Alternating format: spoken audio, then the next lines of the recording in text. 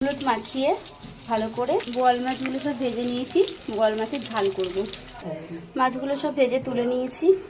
4-5 কোয়া রসুন নিয়েছি, 5-6টা শুকনো লঙ্কা কাঁচা লঙ্কা মিলিয়ে নিয়েছি, একটু সামান্য আদা দিয়ে বেটে নিয়েছি। এখানে হলুদের গুঁড়ো।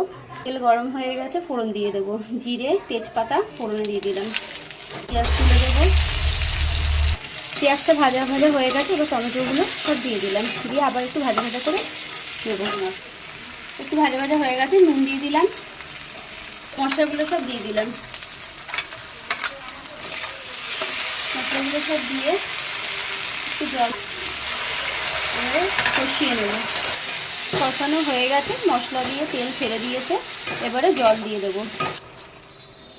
ঝোলটা ভালো করে ফুটে গেছে, এবার মাছগুলো সব দিয়ে দেবো। মাছগুলো দিয়ে একটুখানি ফুটিয়ে নিয়ে ধনেপাতা দিয়ে নামিয়ে দেবো। ধনেপাতা দিয়ে দিলাম, এবার নামিয়ে নেব। রেডি হয়ে গেছে।